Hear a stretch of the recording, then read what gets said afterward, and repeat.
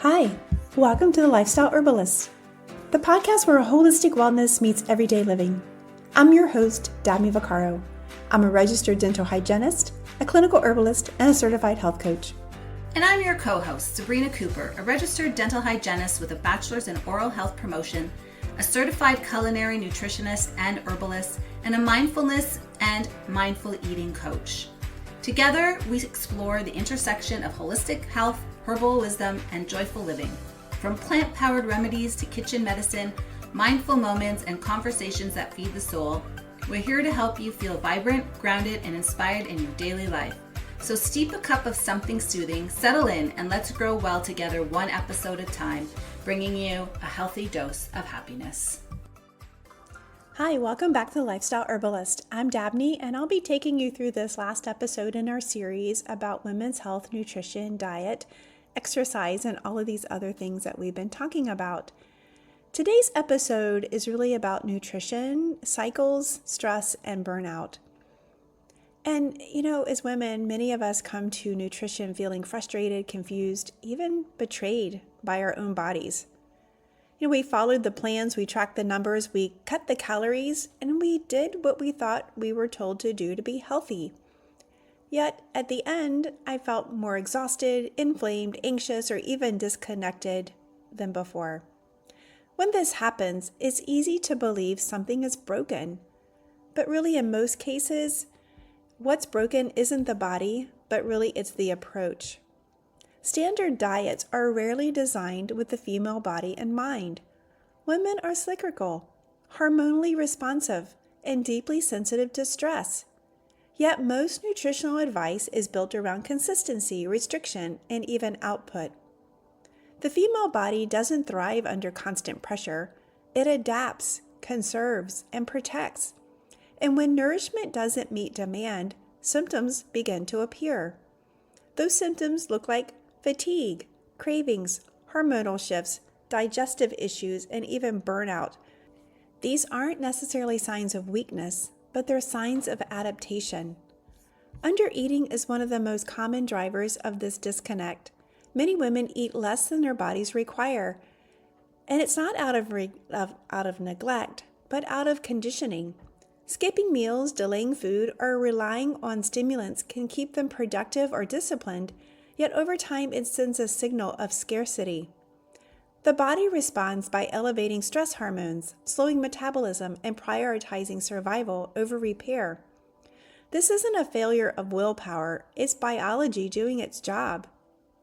Intermittent fasting and aggressive calorie restriction can be particularly challenging for women who are already stressed, underslept, or hormonally transitioning. While these approaches may work temporarily or for certain individuals, they often increase cortisol output in women, especially when paired with intense exercise or insufficient protein and minerals. Elevated cortisol doesn't just affect weight, it influences blood sugar, digestion, sleep, thyroid function, and emotional regulation. Over time, the body becomes less resilient, not more. And burnout doesn't happen overnight. It builds quietly when the body is asked to perform without adequate support. Women often push through exhaustion, override hunger cues, and ignore early signs of depletion until the system can no longer compensate. And when this happens, food can start to feel like a problem instead of the solution. Cravings increase, digestion becomes sensitive, and the energy becomes unpredictable. And these aren't just personal failures. They're adaptive responses. Gentle nourishment is where the healing begins. This doesn't mean eating perfectly or following another set of rules. It means feeding the body consistently, choosing foods that feel grounding and supportive, and honoring hunger without judgment. Adequate protein, mineral-rich foods, stable blood sugar, and regular meals help calm the nervous system and rebuild the metabolic trust. And when the body feels safe, it begins to heal. Women don't need more discipline. They need more support. Nourishment isn't something to earn or control.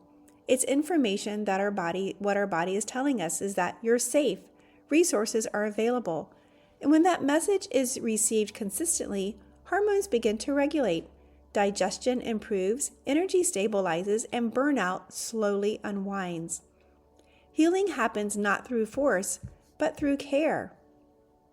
And when we talk about supporting the body, especially after stress, burnout, or years of restriction, it's important to shift the mindset away from fixing and towards replenishing.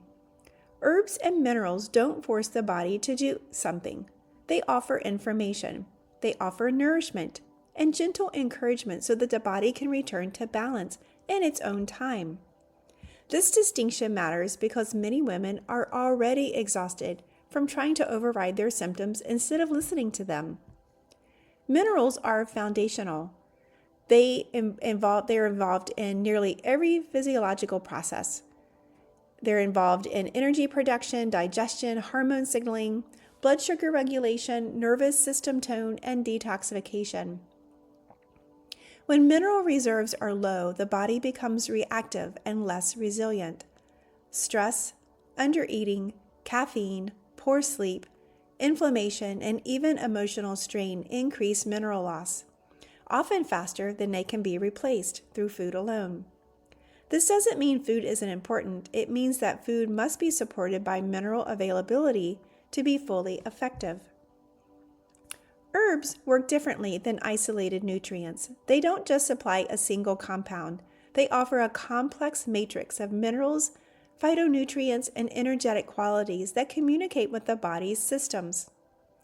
Many traditional herbs are considered tonics, meaning that they gently strengthen function over time rather than stimulate a quick response. This makes them especially valuable for women experiencing fatigue, hormonal shifts, digestive sensitivity, or nervous system imbalances. Certain herbs help support digestion by improving appetite, enhancing digestive secretions, and reducing stagnation without irritation. Others work by calming the nervous system, helping the body shift out of survival mode so digestion and repair can occur. And herbs nourish the endocrine system, while others support the liver function, blood sugar stability, and mineral retention. The power of herbs lies not in targeting symptoms, but in supporting the terrain in which healing happens. What's often overlooked is how herbs and minerals work together. Minerals help the body respond appropriately to stress, while herbs help regulate how the stress is perceived and processed. For example, mineral repletion can stabilize blood sugar and energy, while gentle nervine herbs help to calm and the stress response that drives depletion in the first place. This layered support allows the body to rebuild capacity instead of simply managing systems. I think it's also important to emphasize that more does not actually mean better. The body heals through consistency, not intensity. Gentle, appropriate support used over time is far more effective than aggressive protocols that overwhelm already depleted systems. Herbs and minerals should feel supportive, not stimulating or draining. If something feels too activating, it's often a sign that the body needs nourishment and safety before intervention. True support respects timing, and a body in burnout doesn't need to be pushed. It needs to be met where it is. Herbs and minerals offer a way to do that. It provides steady, intelligent support that honors the body's innate wisdom. When used thoughtfully, they restore rhythm, resilience, and trust. When the digestion feels sensitive, reactive, or unpredictable, the goal isn't to stimulate harder, it's to soothe, protect, and restore function gently. Many digestive issues are not caused by a lack of effort from the body, but by irritation, depletion, or nervous system stress. This is where herbs like chamomile, marshmallow, agrimony, and meadowsweet shine. They don't force digestion. They create the conditions for it to work more effectively. Chamomile is often thought to be a simple calming tea, but its role in digestion goes much deeper.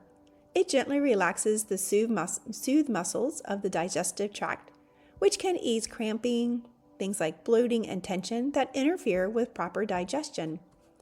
Chamomile also supports the nervous system. It helps the body shift out of fight and flight and into a state where digestion can occur. For people who notice digestive systems worsen with stress or anxiety, chamomile offers both digestive and emotional support. Let's talk about marshmallow root. It works in a completely different but equally important way. It's rich in mucilage and a soothing gel-like substance that coats and protects irritated tissues. When the digestive lining is inflamed, dry, or compromised, marshmallow helps create a protective barrier that allows healing to take place. It doesn't stimulate digestion. It softens the environment so digestion can happen without further irritation. It makes it especially helpful for reflux, burning sensations, or sensitive digestion. And then there's agrimony.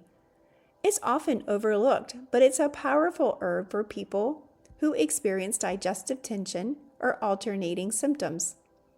Its gentle toning effect on the digestive tract, helping regulate motility without being harsh. Agrimony is particularly supportive when digestion feels tight, knotted, or inconsistent. It is often linked to stress held in the body. It helps to bring balance rather than pushing in one direction. And then there's meadowsweet. It offers support for those dealing with discomfort related to excessive acid stomachs or inflammation. It contains naturally occurring compounds that help soothe the stomach lining while also supporting digestive secretions in a balanced way. Unlike harsh antacids, meadowsweet doesn't suppress digestion. It supports it while calming irritation. It makes it useful for people who experience burning, reflux, or discomfort after meals. What these herbs share is their respect for the digestive process. They work slowly, gently, and intelligently, supporting tissue health, nervous system tone, and digestive rhythm. They are especially appropriate for people who have tried aggressive approaches and found that their systems needed something a little softer. Herbal digestion support is not about fixing the symptoms overnight, but rebuilding the trust between the body and the food. And when the digestive tract feels protected and supported, the body can begin to absorb nutrients more effectively and regulate inflammation and restore balance over time. As always, herbs work best when paired with nourishment, regular meals, and calm eating environment. They are allies, not replacements, and when used with intentions, they help digestion become something that feels safe again. As we close this series on diet and nutrition, I want to leave you with this reminder. Your body is not a problem to solve, but a system to support. Food is not meant to be feared, controlled, or perfected. It's meant to nourish, stabilize, and communicate safety. Healing doesn't come from chasing trends or doing more.